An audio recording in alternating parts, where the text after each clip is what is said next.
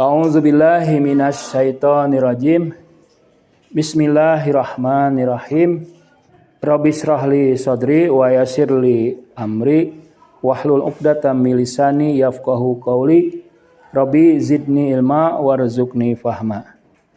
Sahabat-sahabat yang mulia, sekarang kita akan melihat premis yang ke-8 ya, dari premis-premis sebelumnya yang kita diskusikan. Nah, premis-premis ini di bawah ini ya. Jadi ini yang pertama, di bawah paradigma hikmah Isyraq. Dikomparasikan dengan ilmu-ilmu modern agar kita bisa melihat signifikannya ya. Bisa melihat manfaatnya, bisa melihat relevannya. Bisa jadi ilmu modern ini mungkin sudah jadul juga ya. Mungkin Anda bisa mengembangkan dengan ilmu-ilmu kontemporer atau ya. Ini kan mungkin satu aliran saja ya. Karena modern itu banyak kan. Ada posmo, ada positifis, ada modernis ya. Ada juga aliran filsafat di Jerman misalnya apa? Gaya filsafatnya gaya filsafat puitis. Ya, Anda juga kalau ada waktu bandingkan juga dengan aliran-aliran yang berkembang di barat. Baik klasik, ini mungkin klasik ya. Klasik, modern, postmodern. Nah, karena barat itu sudah berkembang pesat. Ini hanya sebagian barat, sebagian sketsa yang klasik dari barat. Bisa jadi orang-orang barat sudah tidak mengakui lagi, bisa jadi ya. Jadi tolong ini di-update, diperbaharui. Jadi saya ingin mengingatkan pertama ini yang memayungi hikmah Isyraq. Lihat dari tujuannya. Tujuannya menyingkap hakikat, menyatu dengan hakikat. Hikmat Isyraq masih percaya pada hakikat. Ini kan nggak percaya. Jiwa ada hakikat. Ini nggak percaya. Barat ya. Kedua manusianya itu bukan satu dimensi, manusia multidimensi. Ada buku judulnya One Dimension, ya, satu dimensi manusia. Itu baca tuh bagus ya. Manusia satu dimensi. Ini manusia 3 dimensi ya. Bahkan mungkin 7 dimensi. Panjang, manusia itu bukan satu dimensi. Kalau kita misalnya kita kadang-kadang merasa gabut ya. Itu bukan Anda. Itu hanya satu dimensi Anda. Anda merasa misalnya, wah saya gagal misalnya. Itu yang Anda bayangkan itu bukan Anda yang sebenarnya. Itu hanya satu dimensi Anda.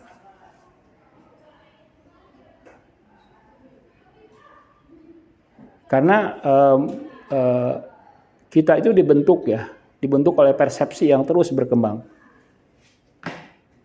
Manusia di hikmah Isyraq banyak dimensinya. Ada materinya, materi ya, kita biologis kan, bisa sakit, bisa tersinggung ya kan, bisa marah,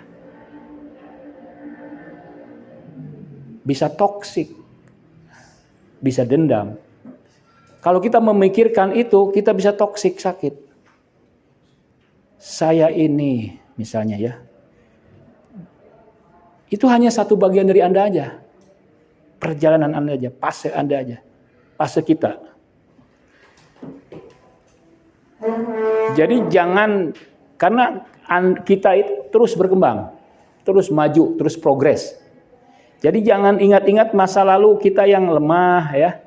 Yang rentan, ya, yang amarah, yang suka marah, suka tersinggung, suka tidak bisa meluapkan amarah, lalu diluapkan ke adik misalnya, ya kan? Karena emosi itu bagian dari diri kita ya, yang bisa toksik itu. Kalau kita tidak mau menerima. Menerima bahwa kita itu adalah pemarah juga, tersinggung juga ya, pembenci juga, lemah juga, Tapi itu akan berakhir ya. Itu satu dimensi dari kita. Kita ini ratusan dimensi, puluhan dimensi di sini. Metodenya bermacam-macam metode. Penyucian diri, membaca teks, hermeneutika, ya, logika, terus diterima. Kalau ini kan observasi ya, harus mengamati. Ada satu hal yang saya lupa.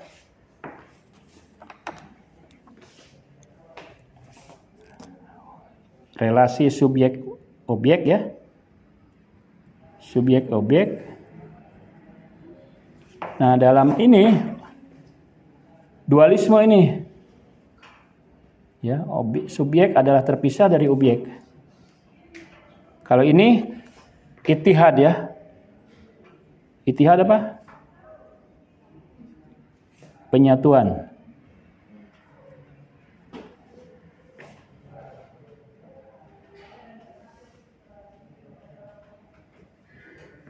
Jadi kalau di ini saya sebagai pengamat dan yang diamat adalah pasif. Kalau di sini yang diamati juga aktif. Bahasanya novel. Rumi dengan apa? Puisi, prosa. Sabzawari dengan apa? Prosa. Filsafatnya dipoetisasikan. Yang lain gabungan antara novel, filsafat, ya, logika. Ada juga bahasa-bahasa isyarat. Alam adalah sahabat, mitra. Kalau di sini alam itu dieksploitasi, alam itu objek, dijadikan objek. Tuhan impersonal, personal, sangat luas di sini. Kalau di sini Tuhan personal.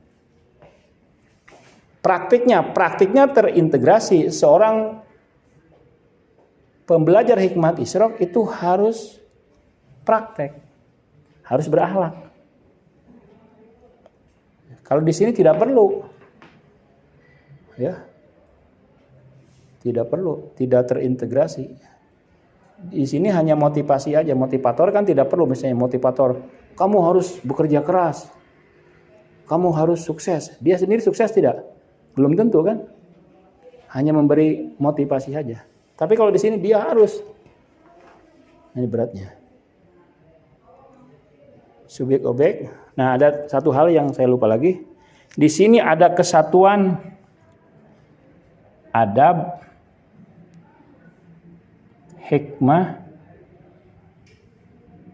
dan zauk. Ya. Adab, ini sangat luas adab tuh ya.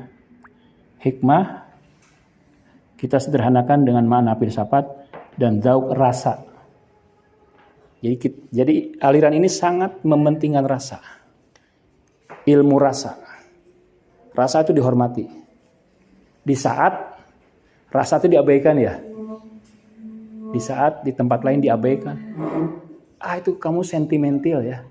Kamu melankolis, kamu baper, kamu apa gitu. Tapi kamu emosional, kamu berantakan. Tapi dari mana itu rasa itu?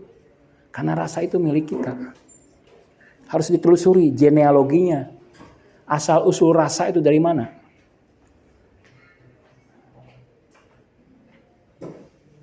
Nah itu kita sekarang naik ke sini. Jadi paradigma ini tolong jadikan blueprint Anda ya untuk membaca, untuk memayungi setiap yang Anda lihat, setiap yang Anda baca, setiap yang Anda amati dari berbagai hal. Nah, kemarin kan kita sampai pada bahwa salah premis yang terakhir itu apa? Menolak dunia kan? Jadi kebahagiaan mana di atas? Ya sedikit. Menolak dunia itu bukan berarti apa? Tidak memiliki dunia. Tapi hatimu jangan kau tambatkan, ya. Jangan kau sepenuh hati kau serahkan. Dunia itu ya bagi perempuan, laki-laki juga dunia. Jangan kau tambatkan cintamu pada seorang laki-laki, karena hatimu adalah aras ilahi. Ya. Jadi jangan mencintai seseorang sebelum Anda mencintai Tuhan. Saya ingat suatu hari Imam Ali berjalan-jalan bawa 2 putrinya. Imam Ali mau menguji putrinya itu. Wahai putri, apakah ayah mencintaimu? Ya, katanya. Ayah, apa kamu mencintai ayah? Ya. Setelah lama, kamu mencintai Tuhan? Mencintai Allah? Ya. Lalu bagaimana kamu ada 2 hati di hatimu, ada 2 cinta? Lalu putrinya siapa namanya? Zainab atau siapa? Dia jawab, aku mencintai ayah karena mencintai Allah. Nah itu ya. Tinggi sekali itu. Nah, jadi mendapatkan ilmu-ilmu yang universal kemarin tuh yang sudah kita diskusikan hanya dengan menolak dunia, kan? Penolakan ini datang tidak dengan meninggalkan dunia, tapi dengan tidak terikat hati seseorang kepada dunia. Nah, bukan meninggalkan dunia. Ayat yang mengatakan, ya, siapa yang mengharamkan pesona-pesona dunia? Nah, ya, ada orang yang mengharamkan, kan? Itu tidak boleh kata Allah. Ya. Yang Allah berikan, man haroma zinatullah. Siapa yang mengharamkan? Kamu tidak boleh mengharamkan keindahan-keindahan, hal-hal yang menarik dari dunia. Ini menunjukkan kepada kita bahwa di mata Tuhan bukanlah mengakuisisi, menguasai dunia itu betul-betul evil murni, betul-betul kejahatan murni.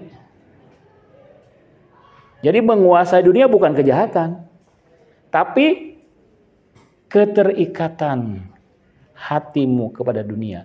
Itu adalah evil. Evil ya. Terserah mau bilang evil ya. Saya kalau ngomong bahasa Inggris suka ditertawain. Pertama kurang fasih, juga salah. Kayak evil kan seharusnya evil. Saya bilang evil. Hahaha.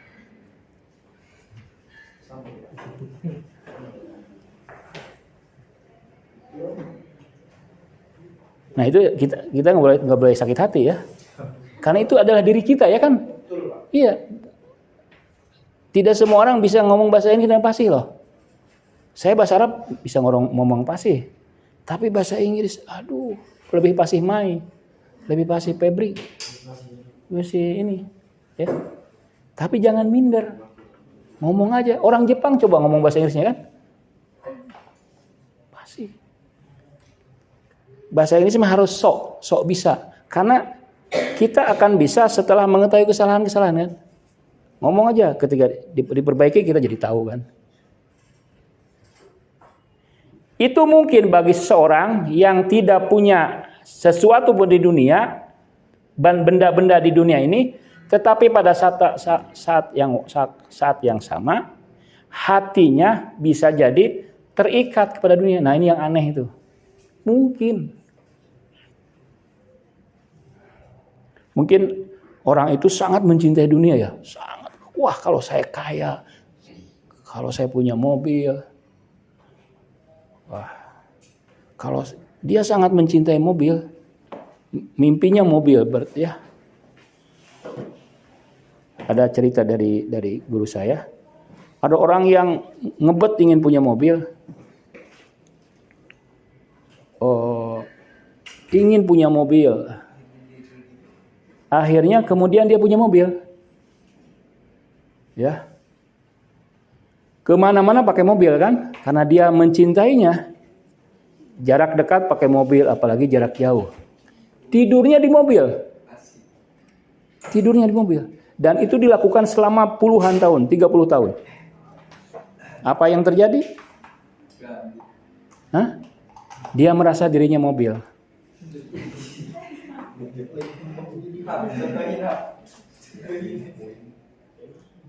Mobil kita apa ya? Coba mobil kita. Mobil kita apa? Hah? Yang kita kendarai setiap hari. Yang kita pakai setiap hari. Badan. Badan itu mobil kita. Makan dengan badan, tidur dengan badan, diskusi dengan badan, belajar dengan badan, kemana-mana dengan badan. Kita merasa kita ini badan, padahal bukan. Kita ini jiwa, cahaya, nur, spiritual. Kalau badan sakit, ikut sakit ya? Tidak boleh. Karena kita jiwa.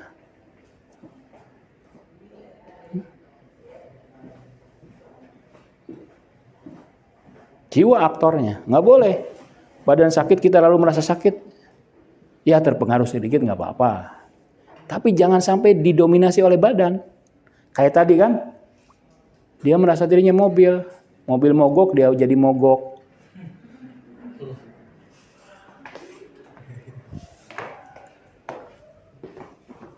Nah ini ya. Nah oke, ini sudah kan. Sekarang ke premis ke-8 coba.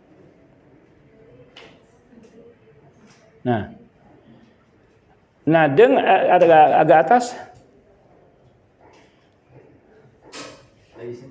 sedikit lagi. Nah, kenapa harus menolak dunia? Agar bisa mendapatkan ilmu. Nggak bisa itu poligami. Ingin dapat ilmu, tapi ingin dapat dunia juga. Nggak bisa. Harus satu hati. Hatinya ingin ilmu, tapi hatinya juga ingin dunia. Nggak bisa itu. Mendua itu tidak boleh. Ini harus monogami. Ada lagu monogami slang itu bagus. Ya. Jadi kenyataannya seseorang harus menolak, maksudnya hatimu jangan kau serahkan kepada dunia untuk mendapatkan ilmu ini. Nah ini, kenapa harus hati kita tidak boleh mencintai dunia? Kalau masih mencintai dunia, kita tidak dapatkan ilmu itu. Kan ingat dunia itu tidak harus mahal-mahal ya. Nah ini yang fatal ya, karena murah, gampang dicintai. Kalau dunia harus mahal, harus susah, agak sulit. Kadang-kadang kita terikat dengan hal-hal yang sederhana, yang murah ya. Ingat terus, terhambat, tertambat terus, ke bawah ke mimpi. Padahal itu murah, rendah itu.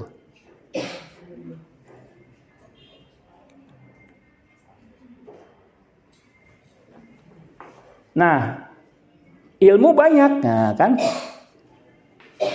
Ilmu itu banyak. Berdasarkan pembagian ilmu-ilmu klasik, Ansen, kuno, kita punya 2 ilmu kategori. Pertama, teori. Yang kedua, praktik. Ya. Jadi ilmu itu banyak, tapi bisa disederhanakan ilmu praktik sama ilmu teori. Ya. Istilahnya bersahabat apa? Bahasa Arabnya apa? Hah? Ilmu nadori wa ilmu amali. Hikmah nadori, hikmah amali. Kalau dalam bahasa Inggrisnya, nah dalam hal ini saya agak pasti dalam bahasa Inggrisnya, jadi agak pede ya. Practical knowledge, pasti nggak? Sama theoretical wisdom atau knowledge. Itu setelah bertahun-tahun berlatih ngomong gini ya, baru pasti. Jadi perjuangannya berat. Sebagaimana beratnya siapa? Penyanyi muda legendaris yang dilecehkan oleh Didi itu siapa? Justin Bieber. Itu jahanam. Didi itu jahanam. Sudah negro hitam ya. Dia suka wanita tua, suka wanita muda, suka cowok. Ajib ada yang gitu ya. Gila itu. Itu si Justin Bieber itu perjuangannya untuk menekan, dia kan malu pasti kan. Sudah dilecehkan ya. Tapi Anda hebatnya dia bisa, kalau bertahan dia hebat tuh. Nah, ya. Kadang-kadang kita mungkin pernah mengalami hal-hal seperti itu. Ya, dilecehkan oleh orang tua mungkin ya. Maksudnya orang bapak-bapak ya. Dihina, diapa, kita malu kan? Tapi melawan itu, maksudnya menerima itu, bahwa itu bukan kehendak saya. Karena dia punya otoritas untuk meningkatkan karir ya. Si Didi itu jahanam itu. Ternyata banyak ya ininya di bawahnya itu. Banyak.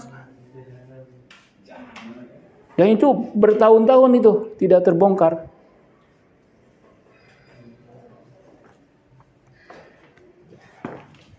Nah, premis ke-8, next.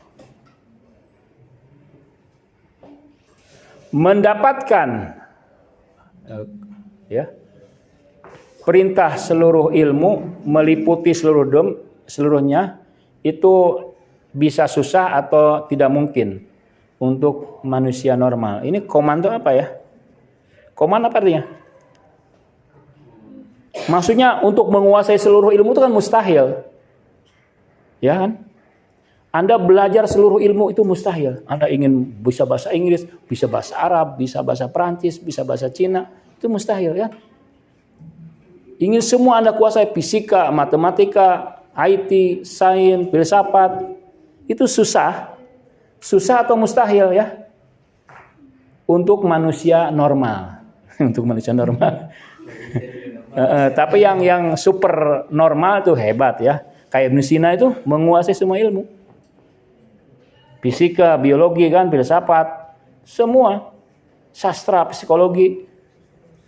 Kita mungkin di bawah manusia normal kita ya. Bahkan di bawah normal ya. Satu aja kalian kadang-kadang kita kan malas-malasan. Iya, tidak. Iya. Ini banyak.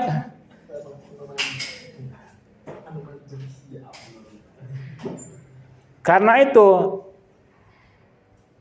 secara akal kita harus mengatakan bahwa seorang harus menguasai dirinya dengan yang paling penting dari ilmu ini. Nah, kan? Nggak mungkin lah kalau karena kita ini di bawah normal ya, bukan Ibnu Sina, ya kita harus belajar. Paling tidak ilmu itu harus penting. Ya, betul kan? Setuju kan? Harus yang penting lah. Therefore, dengan demikian, reason, rasional lah, harus mengatakan bahwa seorang harus menguasai dirinya dengan most important, paling penting. Ke-10, nah manusia itu punya dua fakultas. Yang tadi kan, al-aqlun nadori atau hikmah nadori, dan hikmah amali. Nah apa sih? Mungkin Anda sudah mengenalnya, tapi saya ingin mengingatkan. Ya, fakultas teori adalah akal nadori. Ya, akal teori yang berdasarkan definisi ini, di mana disebutkan dalam definisi lihat Misbah Yazdi ya, adalah fakultas ini kuah. Fakultas itu kan ada misalnya ada apa? Ada eksternal, ada internal kan? Misalnya fakultas eksternal ya pendengaran ya, penglihatan, itu ada yang 5 kan? Fakultas lahir, fakultas batin. Nah, manusia itu punya 2 fakultas, punya fakultas lahir dan fakultas batin. Ya, fakultas lahir apa aja coba? Mata, itu indera lahir ya. Itu adalah pembantu kita. Saya lihat video kemarin itu bagus banget, judulnya You are enough. Kamu cukup. Saya terjemahkan Anta kamilun. Kamu sempurna. Coba kita renungkan. Kita ini sempurna. Seandainya pun kaki Anda 1, Anda sempurna. Seandainya kita tidak bisa melihat, kita sempurna. Ya. Seandainya tangan Anda banyak, nggak mungkin nggak ada yang banyak ya. Kayak Rahwana ya. Maksudnya misalnya ini 5 jadi 6 ya. Anda sempurna. Ya. Jadi kenapa? Kita tangan aja coba bayangkan. Tangan kaki aja sudah cukup kan? Untuk survive di dunia itu dengan tangan kaki aja cukup. Kita punya tangan untuk membuat sesuatu kan? Tapi kita kurang syukuri tangan ini. Ya, dengan tangan ini kita bisa membuat berbagai kaki. Wah, syukuri kaki kita nih. Kalau kaki Anda panjang sebelah misalnya, jangan minder. Ada yang kaki lebih tinggi sebelah? Gak ada ya. Jangan minder. Long leg ya, lebih panjangnya. Jangan minder. Kenapa? Dengan kaki itu Anda bisa melakukan berbagai hal. Berkebun kan, belajar, syukuri kaki. Belum lagi yang luar biasa ini otak kita kan. Makanya saya percaya seandainya dalam hidup kita selalu menghadapi kesulitan misalnya. Kadang-kadang kan orang mengeluh kepada Tuhan ya. Kok saya tidak cantik? Kok saya tidak ganteng? Kok saya tidak sempurna? Kok saya botak? Misalnya botak abadi. Karena dia tidak tumbuh lagi, ya kan? Kok saya hitam? Karena terus-terusan dijemur. Dia mencari nafkah nggak pakai apa lagi? Nggak pakai sunscreen. Nggak pakai kendaraan. Demi mencari nafkah. Dia berenang di bawah terik matahari. Dia tidak akan mengeluh karena apapun yang kita miliki ini adalah luar biasa. You are enough. Anta kamil. Karena dengan ini kita semua bisa bersyukur, bisa beribadah, bisa berkontribusi ya. Jadi tidak perlu lagi itu yang kosmetik, lipstick. Itu membuat kita kehilangan kepercayaan diri kan? Ya seadanya aja, wajar-wajar aja, boleh. Laki-laki misalnya nggak perlu lagi. Laki-laki apa biasanya? Nggak ada laki-laki mah ya.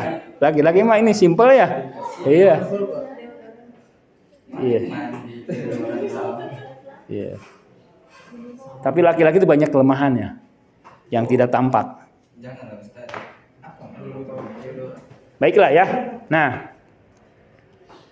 Jadi salah satu fakultas ini itu dimensinya melihat spiritualitas di atas. Jadi ini fakultas kita satu melihat ke atas, satu ke bawah.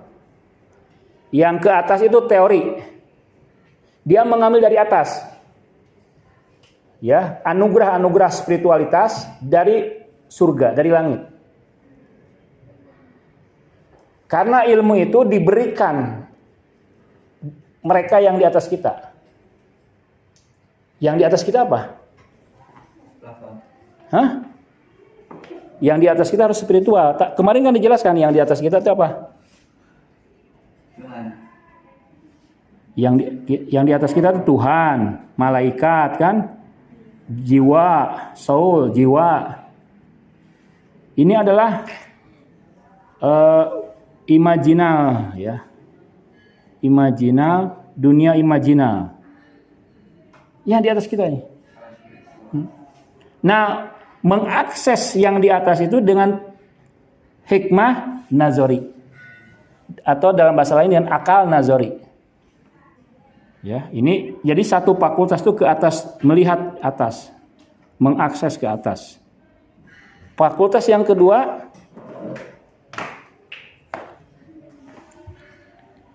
nah kita bersilaturahmi, kontak dengan realita tertentu, dan real itu memberikan kepada kita mental. Nah, ini kan memberikan mental apa? Di sini masuk ke mental kan? Ini manusia, ya. Apa yang dari atas itu tercetak di sini. Ya, banyak nih. Sering-seringlah menatap ke atas, ya. Sering-seringlah bersilaturahmi ke atas. Sering-seringlah mengembara ke atas, agar kita mendapatkan percikannya di pikiran. Jangan ke yang rendah-rendah, ya, melihat yang rendah-rendah, tapi ke atas, agar tercetak di pikiran, menjadi mahiyah. Nah, fakultas ini adalah dimensi di mana jiwa melihat kebenaran, melihat Tuhan. Nah, jadi sekarang yang kedua, practical faculty atau akal amali atau hikmah amali. Nah, dimensinya adalah jiwa manusia melihat tubuh. Nah, sekarang nih melihat tubuhnya, mengelola tubuhnya, mengatur tubuhnya berdasarkan apa yang di atas. Waduh, masuk ke rekaman sini nih. Nanti dipertanyakan, kamu ini punya murid tidur, kenapa dibiarkan? Ya, wudu dulu, coba wudu dulu. Wudu dulu.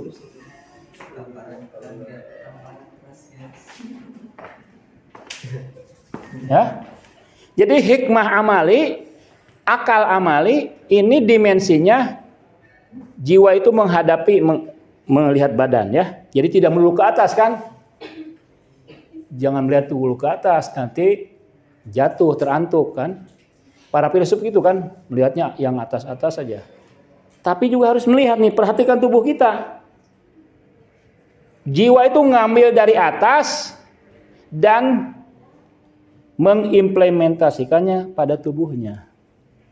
Nah, jiwa ngambil dari informasi ilmu dari atas dan mengimplementasikannya, mempraktekannya pada tubuhnya dan dunia material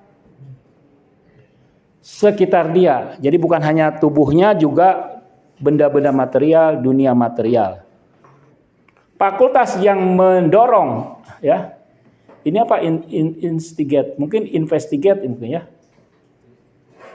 Fakultas yang mendorong, yang memberanikan supaya body ini, supaya tubuh ini, supaya kaki ini, supaya badan ini jangan tidur melulu, jangan rebahan itu. Jadi kita punya hikmah nazari itu untuk menggerakkan tubuh. Kalau hikmah nazarinya tidak ada, tubuh tidak akan gerak, ya. Dia tidak rajin ngambil dari atas. Oke, ke 11 elemennya berapa? 11 ya? 11 premis. Ini jelas. Nanti ya, lihat videonya dan dilihat lagi ini ya. Pelan-pelan aja ya. Sehari 7 menit aja ya. Ini jelas bahwa dimensi yang kedua yaitu hikmah amali kan. Akal amali adalah wajah dari jiwa manusia hanya yang berguna di dunia ini. Ketika manusia masih hidup, nah, dan dia dalam kenyataan, maka wajah ini terkait dengan jiwa di stasiun action. Ya. Jadi selama kita masih hidup nih, ini berguna nih, hikmah amali ini. Ya karena harus dikelola kan tubuh, supaya bisa survive, supaya bisa bahagia, supaya bisa dapat uang, supaya bisa dapat rezeki, supaya dapat ilmu, supaya dapat nafkah, penghasilan, jaringan, relasi, membangun perusahaan, membangun kehidupan, membangun peradaban di dunia ini, bukan di akhirat. Jadi dimensi ini mengatur ya urusan-urusan yang terkait dengan memanage masalah-masalah yang terkait dengan dunia. Lapar, itu kan dunia kan, haus, ingin kekuasaan, lemah, tidak berkuasa. Itu harus di-manage supaya jangan kita dibully terus, jangan dihina terus, jangan dijajah Israel terus. Nah, yang ini, yang hikmah amali ini, itu bukan sesuatu yang punya relasi dengan esensi jiwa. Karena ini tubuh kan, body ini jismani, raga. Fakultas nadorilah, hikmah nadorilah yang mengandung esensi jiwa. Dan dia masih selama jiwa itu ada. Apapun yang didapatkan oleh manusia dengan fakultas ini, fakultas nadori, itu akan bersama jiwa selama-lamanya. Nah, jadi yang ke atas akan abadi. Ya, hubungan dengan atas itu apa yang kita dapat akan selalu bersama kita. Cintanya abadi. Tapi yang ke bawah dia tidak abadi. Kalau kamu membuat kamu awet muda, itu tidak abadi. Kamu berhasil ya, membuat kamu bahagia di dunia, tapi itu tidak abadi. Karena yang didapatkan dari yang didapatkan itu spiritual, imaterial, tidak material ya. Maka dia akan menyatu dengan jiwa. Tentu saja jiwa itu simple kan, basit. Memiliki dua dimensi itu ya. Jadi dia basit tapi punya dua dimensi kan. Tidak betul untuk mengatakan bahwa mereka adalah dua wujud, enggak. Satu jiwa yang tahu ya, ketika dia melakukan yang lain. Tapi mereka adalah tidak terpisah. Mereka itu satu. Jadi hikmah amali, hikmah nazar itu bukan membagi dua jiwa. Jiwa itu tetap satu. Oke, next. Jam berapa sekarang? 11. 12. Nah. Nah, ke-12 ya. Jika demikian, maka yang paling important kalau orang India ngomongnya apa? Important ya. Ilmu yang paling important adalah yang terkait dengan teori. Itu yang paling penting karena dia abadi bersama kita. Dengan hikmah nadori manusia. Hikmah amali itu adalah ilmu yang menyatakan bahwa apa yang harus dilakukan dan apa yang jangan dilakukan. Dan ini hanya berguna di dunia ini. Kadang-kadang kita lebih mementingkan hikmah amali ya. Ini hanya berguna ketika manusia menginginkan apa? Sini ya. Menginginkan apa? Menginginkan sesuatu. Dan ini mungkin di dunia ini. Nah ini nih. Ini adalah hikmah amali. Etik, politik, rumah tangga.